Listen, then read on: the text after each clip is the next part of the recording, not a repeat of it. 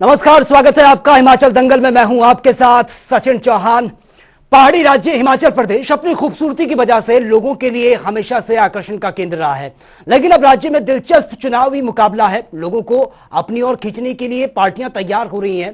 हिमाचल पिछले 37 सालों से एक रिकॉर्ड कायम किए हुए हैं और ये रिकॉर्ड कुछ और नहीं बल्कि सरकार बदलने का है। लेकिन क्या इस बार हिमाचल में यह रिवाज बदलेगा या फिर यही इतिहास कायम रहेगा?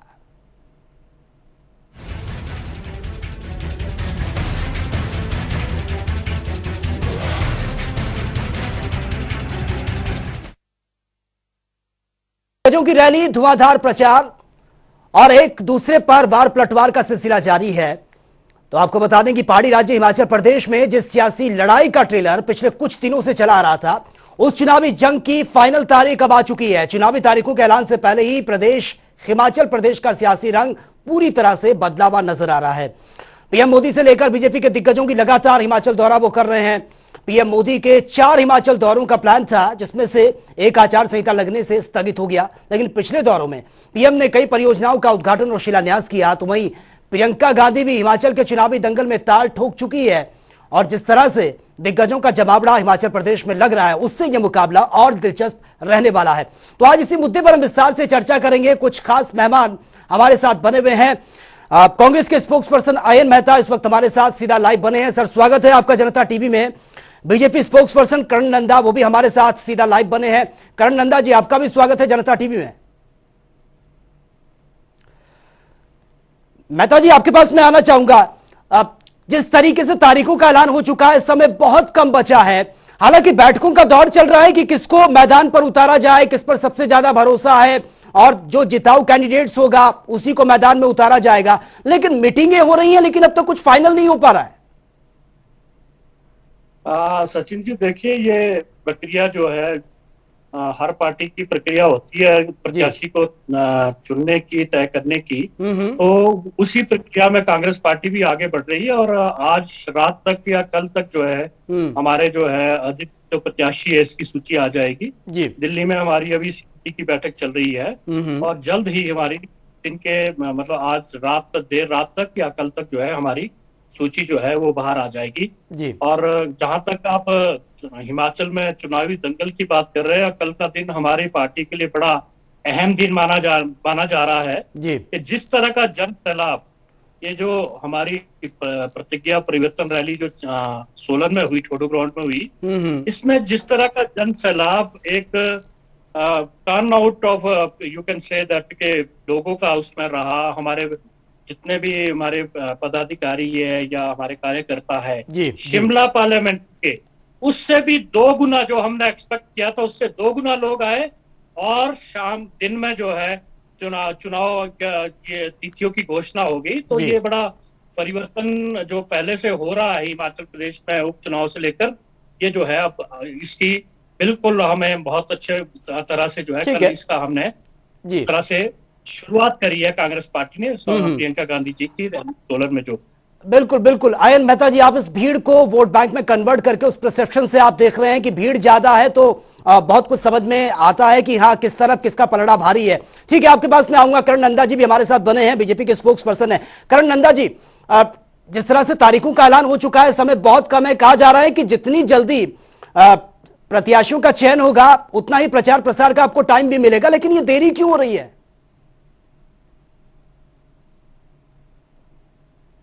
जो है उसकी 17 तारीख को होनी है और भारतीय जनता पार्टी के पास जो है कुल मिला के पूर्ण रिपोर्ट है कि कौन प्रत्याशी जीत रहा है, कौन हार रहा है। उसके आधार पर जो है टिकट आवंटन होगा जी। और हमारा नेतृत्व जो है वो पहले ही बता चुका है कि जिताऊ प्रत्याशी को टिकट मिलेगी। ठीक है, थोड़ा हमारा प्रोसीजर होता है, हमारी एक पॉलिटिकल पार्टी है, इसके अंदर जो है हमारे इलेक्शन कैंपेन कमेटी की मीटिंग होती है, उसके बाद जो टिकट आवंटन कमेटी की मीटिंग होती है और सेंट्रल पार्लियामेंट बोर्ड। लेकिन करण नंदा जी, आपकी तो अभी मीटिंग ही शुरू नहीं हो पाई है। आज भी मीटिंग होनी थी, वो भी टाल दी गई है। कांग्रेस तो मीटिंगें कर रही है बैक टू बैक, लेकिन आपकी तो मीटिंग भी शुरू नहीं हुई है। देखिए, निरंतर जो है भारतीय जनता पार्टी की मीटिंग जो है हर प्रतिदिन होती है। अच्छा। और जो हमारी फीडबैक की मीटिंग है वर्चुअली भी बैठ के करते हैं। और कल जो है इस दौरे से पहले अमित शाह जी जब हिमाचल प्रदेश आए तो उनकी एक बैठक जो है दिल्ली में हो चुकी है। और उसमें जो रणनीति तय की गई है जिसके अंतर्गत जो है वो 2-3 दिन के अंदर भीतर जो है एक और बैठक तय हुई है। तो उसके अंदर जो है काफी जो है हम इंटरकेसी के साथ काम करते हैं और मुझे पूर्ण विश्वास है कि जल्द टिकटों की घोषणा होगी। जी जी, ठीक है, बिल्कुल मेहता जी। लेकिन कई बार देखने को यह भी मिलता है कि जब टिकटों की बात आती है तो रूठना मनाना ये बहुत ज्यादा देखने को मिलता है, क्योंकि बहुत जो उम्मीद लगाए बैठे हैं कि जिन्होंने पार्टी के लिए अब तक काम किया है और फाइनल उनको पता चलता है कि टिकट तो उनको नहीं मिल रहा है, तो जाहिर सी बात है नाराजगी देखने को मिलती है। लेकिन ऐसी स्थिति हर बार होती है, हर पार्टी के साथ होती है जब टिकट फाइनल किए जाते हैं, तो कैसे मैनेज करेंगे अगर ऐसी स्थितियां उत्पन्न होती हैं इस बार? देखिए सचिन, ये हर पार्टी में होता है, क्योंकि कार्यकर्ता या कोई जो भी नेता है, ऑफिस बेरर पार्टी का है, प्रदेश का या जिला का है, वो इतने समय से पार्टी के लिए काम करता है कि रूठना मनाने वाली बात इसमें तो जो हमारे पार्टी का जो शीर्ष नेतृत्व है जो डिसीजन ले लेगा उसमें सब लोगों को उस पर आपत्ति नहीं होगी। लेकिन हाँ, कुछ हर जगह ये हर पार्टी में होता है, कुछ लोग नाराज भी होते हैं, लेकिन उनके लिए जब सरकार आती है तो सरकार में सबके लिए कोई ना कोई जगह मिल जाती है।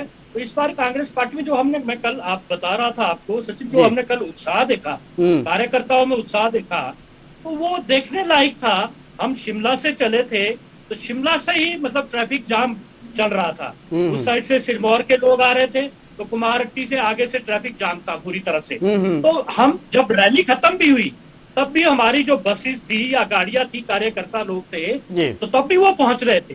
तो इस उत्साह को देखते हुए हिमाचल प्रदेश में वो लग रहा है कि भाई इस बार जो कार्यकर्ता है हमारा बहुत ज्यादा उसमें उत्साह में है और जो मन बनाया है, यहाँ लोगों ने मन बनाया है, तो कांग्रेस पार्टी के हक में वो चीज जो है कल से और ज्यादा शुरू होगी जैसे पहले भी। ठीक है, कांग्रेस पार्टी उस भीड़ को देखकर गदगद नजर आ रही है और अभी भी आप ये मानते हैं कि जो मिथ चला आ रहा है ज्यादा जो है लोगों में देखने को मिला वो उत्साह। जी जी बिल्कुल, जो मिथ अब तक चला आ रहा है उस मिथ पर आप कायम हैं कि जो बताया जाता है कि 5-5 साल हर एक सरकार राज करती है, रिपीटेशन नहीं होता। लेकिन बीजेपी क्या सोचती है, करण नंदा जी, क्या जो रिवाज है वो बदला जाएगा? क्योंकि जिस तरह से हमने उत्तराखंड में भी देखा, वहां भी एक मिथ के तौर पर देखा जा रहा था, लेकिन अचानक से वो मिथ भी टूटा है, रिवाज भी बदला है। क्या इसी तरीके से हिमाचल में भी रहने वाला है? देखिए, निश्चित तौर पे भारतीय जनता पार्टी इस बार रिवाज बदलने के मूड में है।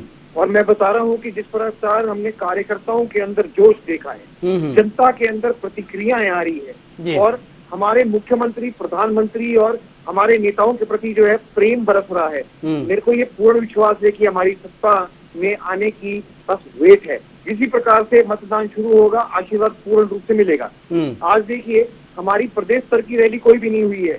हम जितनी भी रैलियां कर रहे हैं या तो वो पार्लियामेंट्री बेस्ड कर रहे हैं और आज तो सिर्फ एक कॉन्स्टिट्यूएंसी, शिलाई कॉन्स्टिट्यूएंसी की रैली थी जिसके अंदर अमित शाह जी आए थे और उस रैली में अद्भुत भीड़ थी। और मैं आपको बता रहा हूँ जिस प्रकार से हमारे मुख्यमंत्री जयराम ठाकुर जी और जनता का जो आपस में कनेक्ट है वो ऐसा है कि जैसे आत्मा का भाव है। जनता जो है वो सीधा सीधा प्रकार से मुख्यमंत्री के साथ जुड़ी है और उनको अद्भुत प्रेम करती है। और मैं आपको जिस प्रकार से आज पार्टी की रैली में मैंने जनता के प्रति प्रतिक्रियाएं देखी है, मैं आपको बता रहा हूँ कि इस बारी सिरमौर में हम पूरी 500 सीटें साफ करने वाले हैं और ऐसी ही हर जिलों में हमारे को बहुत अच्छा रिस्पांस आ रहा है। हम डेफिनेटली रिवाज बदलेंगे, सरकार बनाएंगे। बिल्कुल, ये भीड़ के नजरिए से देखा जा रहा है, क्योंकि यही बात मेहता जी भी कर रहे थे और नंदा जी आप भी यही बात बोल रहे हैं कि भीड़ के नजरिए से आप ये देखने की कोशिश कर रहे हैं कि देखिए अगर भीड़ ज्यादा है तो हमारा पलड़ा भारी है, लेकिन ये तो ऐन वक्त पर ही पता चल पाएगा। धरातल पर अगर काम किया है तो डरने की जरूरत भी नहीं है। और मैं मानता हूं कि प्रचार प्रसार इतनी करने की जरूरत भी नहीं होती अगर किसी भी पार्टी ने जमीनी स्तर पर काम किया होगा। आप दोनों के पास में आऊंगा, बने रहिए हमारे साथ। वक्त एक छोटे से ब्रेक का है, लेकिन ब्रेक के बाद भी इस मुद्दे पर चर्चा जारी रहेगी। जल्द लौटते हैं। बड़े बड़े उद्योगपति मित्र जो हैं आपके, उनके लोन आप माफ कर देते हैं। ये दोनों प्रोजेक्ट हिमाचल का नाम रोशन करने वाले।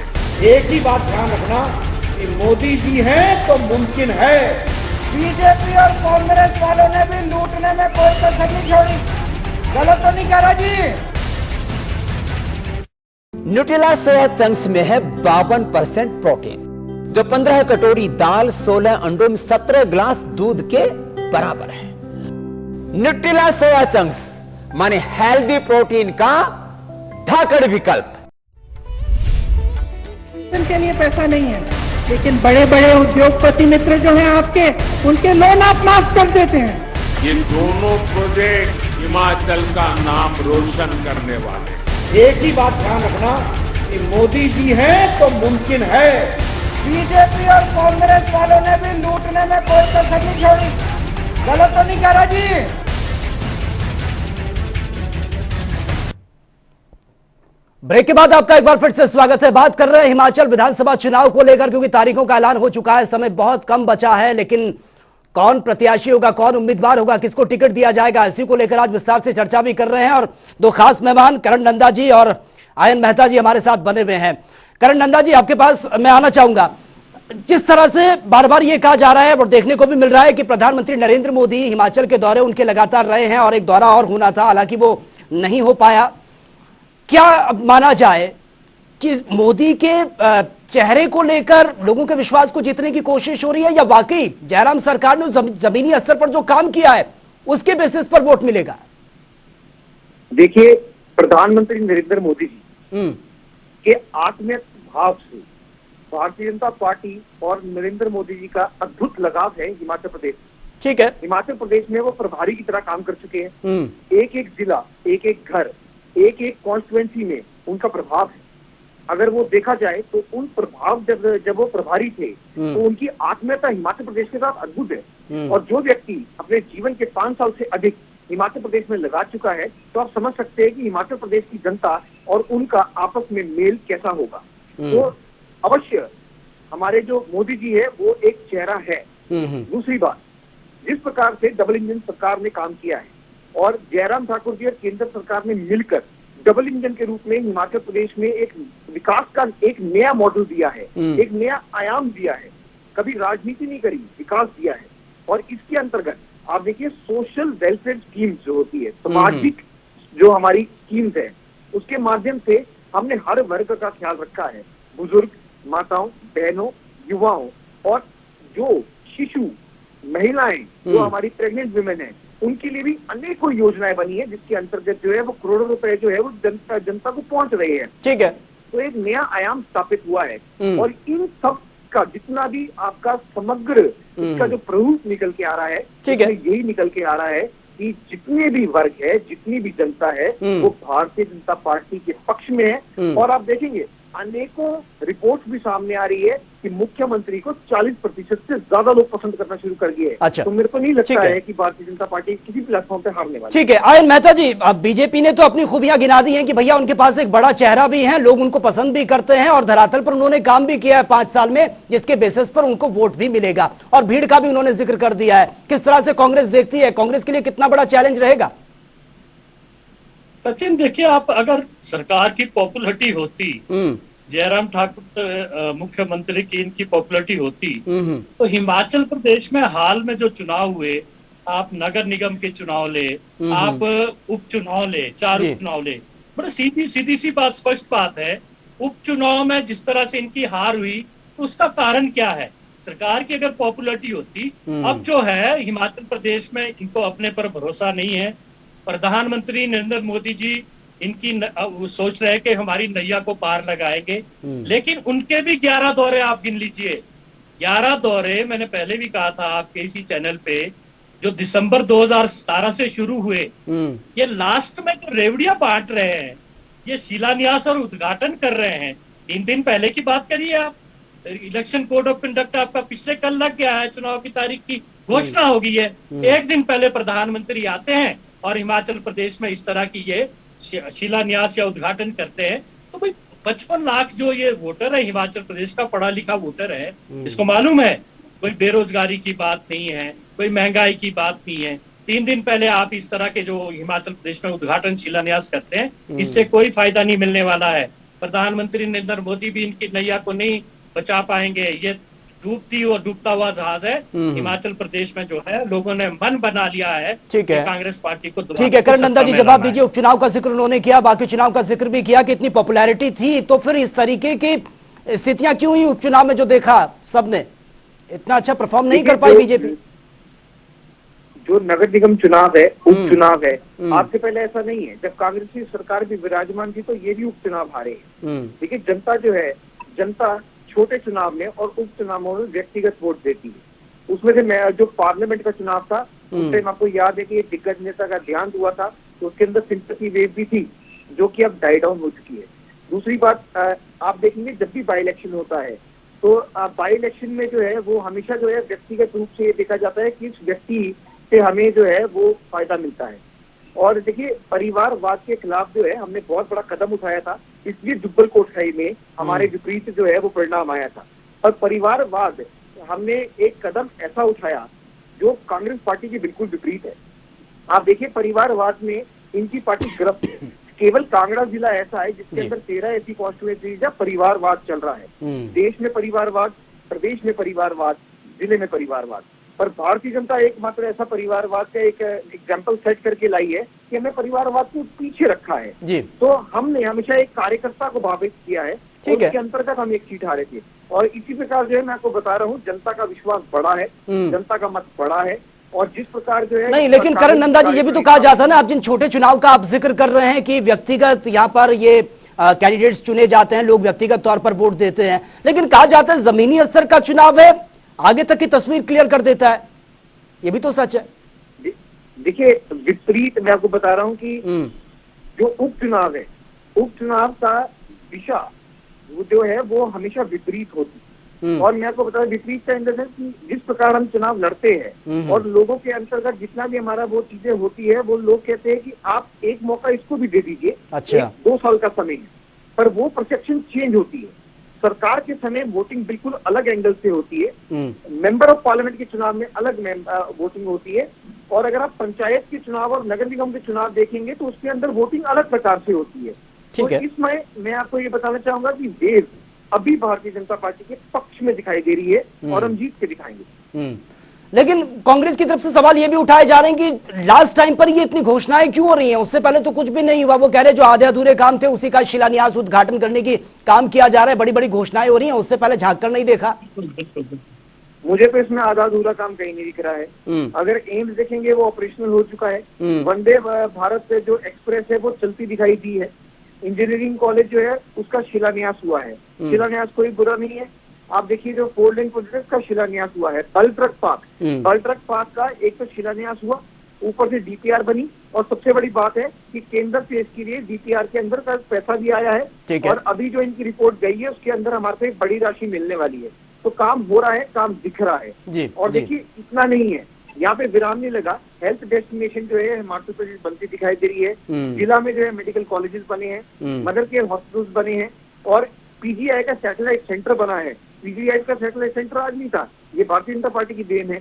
एम्स का सपना किसने देखा था और किसने पूरा किया? रिकॉर्ड टाइम में। हमने कोरोना जैसे एक महामारी का सामना भी किया, उसके बावजूद हमने 5 साल 5 दिन के अंदर जो है आपको एम्स की सौगात दी। तो जनता देख रही है कि सच क्या है, झूठ क्या है, कौन काम करता है, कौन नहीं। ठीक है मेहता जी, बीजेपी ने तो अपनी बता दिया है कि उनका विजन क्या है, क्या काम उन्होंने किया है जमीनी स्तर पर। जी आप कुछ कहना चाह रहे हैं सर, बोलिए मेहता जी। सचिन, मैं आपके दर्शकों को आपके माध्यम से ये बताना चाहता हूँ, अगर ये एम्स की बात करते हैं, आप वहां मालूम कर दीजिए कितने डिपार्टमेंट के वहां पर हेड्स बैठे हैं, कितना डिपार्टमेंट फंक्शनल है, ये सब दिखावा है। अगर आप बल्क ड्रग पार्क की बात करें तो हमारे पास डाटा है, 12 दिन के अंदर जो है उसमें एनओसीज और डीपीआर बनाई गई। इतनी हड़बड़ाहट में ये काम क्यों हुए? ये सब बहुत सारी चीजें ऐसी है जो जनता को आज सामने कुछ और है, पर्दे के पीछे कुछ और है। ये सब चुनावी स्टंट है, चुनाव के समय के लिए जो है लोगों का ध्यान बांटने की कोशिश कर रहे हैं। एम्स का पता कीजिए आप, कितने ओपीडी चल रहे हैं वहां पर।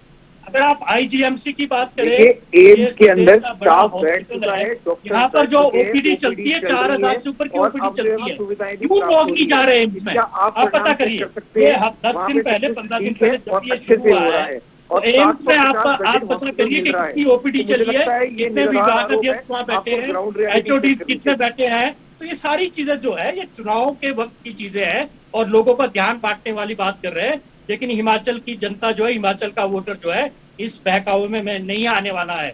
अगर आप हितैषी होते, 5 साल में कुछ करके दिखाते, 11 दौरे आपने हिमाचल प्रदेश के प्रधानमंत्री महोदय आपने, लेकिन हिमाचल प्रदेश को कोई नेशनल हाईवे की बात करे या मंडी में जो आप बोलते थे कि हमने बहुत बड़ा इंटरनेशनल एयरपोर्ट बनाना। समय का अभाव है, आप दोनों को रोकना चाहूंगा। करण नंदा जी, आपका भी बहुत बहुत शुक्रिया इस डिबेट का हिस्सा बनने के लिए। आयन मेहता जी, आपका भी बहुत बहुत शुक्रिया इस डिबेट का हिस्सा बनने के लिए। वो तो जनता ही अब डिसाइड करेगी, क्योंकि तारीखों का ऐलान हो चुका है। भले ही पार्टियों की तरफ से बड़े बड़े वादे किए जा रहे हो, लेकिन जनता सब जानती है। अगर जमीनी स्तर पर काम किया है और कुछ बताने के लिए है तो जनता जरूर आपको वोट भी देगी। तो चलिए अब रुक कर लेते हैं तमाम खबरों का फटाफट अंदाज में। अर्की विधानसभा क्षेत्र में जारी चुनावी जंग, निर्दलीय चुनाव लड़ने का ऐलान कर चुके राजेंद्र ठाकुर ने आज चुनावी कार्यालय का किया शुभारंभ। इस मौके पर विकास समिति अर्की कार्यालय से निकाली गई रैली। चुनावों की तारीखों के ऐलान के बाद से जिला प्रशासन अलर्ट। डीसी हमीरपुर देवश्वेता बनिक ने की पत्रकार वार्ता। चुनाव के तहत केंद्रीय चुनाव आयोग को गाइडलाइन को साझा किया। आचार संहिता लगने के बाद से ही प्रशासन सतर्क। किन्नौर जिले में विधानसभा चुनाव के तहत जिला निर्वाचन अधिकारी आबिद हुसैन सादिक ने की प्रेस कॉन्फ्रेंस। कहा से बागवान किसान 10 लाख से अधिक कैश रखने की दे जानकारी। विधानसभा चुनाव को लेकर सियासी पारा हाई। जिला कुल्लू की 2 सीटों पर चुनाव लड़ेगी सीपीआईएम। कुल्लू से होतम और आनी से देवी की नंद होंगे प्रत्याशी। गृह मंत्री अमित शाह ने जारी किया हिमाचल में बीजेपी का विश्वास गीत। हाटी समुदाय की रैली में जारी किया बीजेपी का कैंपेन सॉन्ग। गीत में हिमाचली भाव और डबल इंजन सरकार का भी जिक्र। सोलन में